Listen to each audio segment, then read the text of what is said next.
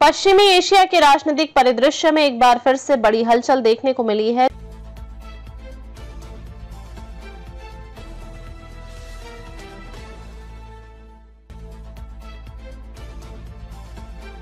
नमस्कार, जय जिनेंद्र। आप देख रहे हैं प्रवासी एकता लाइव। हर समाज हर खबर। मैं संजय जैन। देखिए आज की ताजा खबर।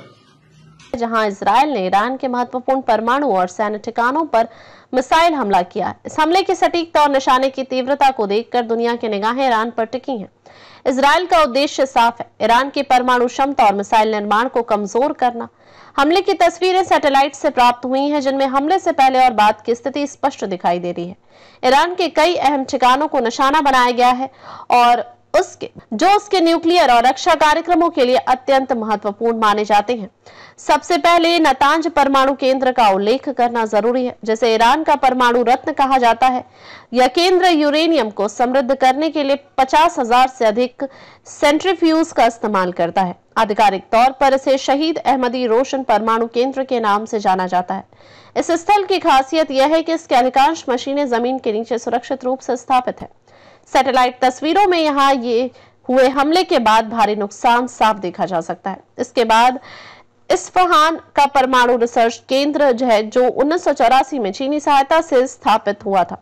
यह ईरान का सबसे बड़ा वैज्ञानिक अनुसंधान केंद्र है, जिसमें करीब 3000 वैज्ञानिक कार्यरत हैं।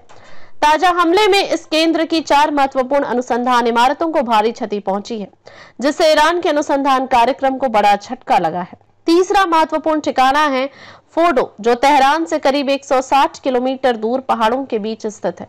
फोर्डो को ईरान का सबसे सुरक्षित परमाणु केंद्र माना जाता है। यहाँ 1000 से अधिक उच्च क्षमता वाले सेंट्रीफ्यूज यूरेनियम को 60% तक समृद्ध करने में सक्षम है। यह साइट खास तौर पर हवाई हमलों से बचाव के लिए डिजाइन की गई है, लेकिन इजरायल के हालिया हमले ने यहाँ भी भारी नुकसान किया है।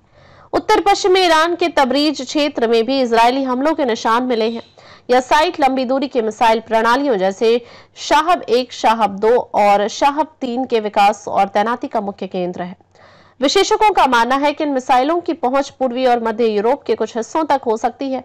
यहां हुए हमले से माना जा रहा है कि इजरायल ने ईरान की मिसाइल क्षमताओं को भी प्रभावित करने की कोशिश की है।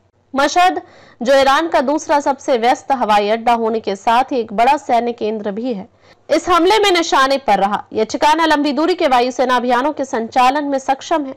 मशहद पर हमला इजरायल के 1985 के ट्यूनिस में पीएलओ पर किए गए बमबारी अभियान को याद दिलाता है, जो इजरायल का अब तक का सबसे दुरुस्त सैन्य अभियान था।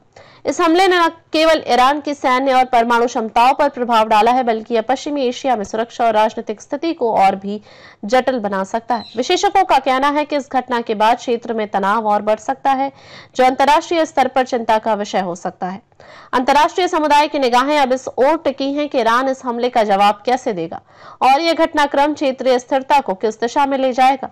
इजरायल के इस हमले ने यह स्पष्ट कर दिया है कि वह ईरान की परमाणु महत्वाकांक्षाओं को किसी भी कीमत पर रोके रखना चाहता है। यह हमला केवल एक सैन्य कार्रवाई नहीं, बल्कि राजनीतिक रणनीति का भी हिस्सा माना जा रहा है, जो क्षेत्रीय ताकतों के बीच सत्ता संतुलन को प्रभावित कर सकता है।